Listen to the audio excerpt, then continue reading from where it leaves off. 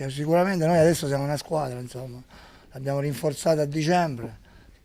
Purtroppo quando si sta in fondo non è mai facile risalire, perché ogni risultato negativo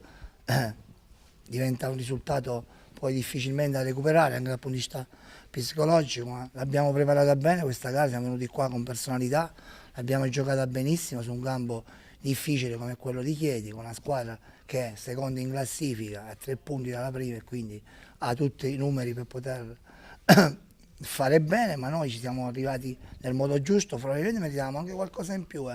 perché l'azione del gol secondo me è un'azione, mo la voglio rivedere stasera, non mi voglio pronunciare, ma lui ha calciato e lui è entrato in corsa in aria, quindi mi sembra difficile che possa essere fuori gioco, però questo non viene a far cadere quelli che sono stati i nostri meriti, squadra buona, una squadra che può continuare il suo cammino in questa categoria. Sappiamo quali sono la nostra situazione, cerchiamo di toglierci l'ultima posizione, guadagnare punti nei play-out, guadagnare posizioni nei play-out e cercare di poi alla fine di trovare la possibilità per poter mantenere questa categoria. Mister, come avevate preparato la partita? L'avevamo preparato sapendo che dovevamo attaccare i giocatori più importanti della squadra, quindi la può far lavorare meno il centrale di difesa che ha più qualità come Fruci, togliere spazio al centrocampista, togliere spazio a Fabio Lalli, perché poi queste sono categorie che ormai li faccio da 15 anni, quindi so che i giocatori sono sempre gli stessi da andare a controllare, quindi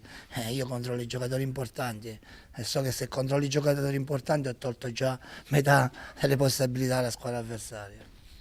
Il Chieti come l'ha visto in campo? Ma il Chieti è una buona squadra, adesso ha trovato questo modulo qui sulle due linee con 4-4-2 classico, riesce a mantenere le linee strette, ma noi abbiamo proprio la partita proprio nell'allungarle le due linee e quindi con i 3 giocatori là in mezzo andare a rubare le seconde palle per poter poi ripartire con i nostri 2 attaccanti che sono 2 attaccanti di valore.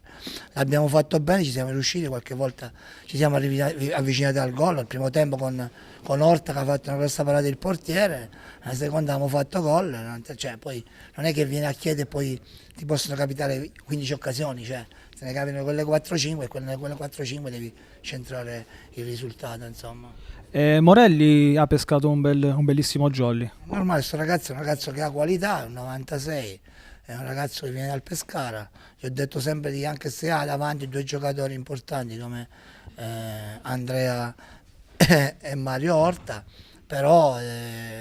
lo spazio per lui ci sarà e quindi però deve farsi vedere, deve essere sempre pronto. Oggi si è fatto trovare pronto, sono contento per lui che ha trovato questa grossa soddisfazione di venire a segnare su un campo importante come questo di Chieti.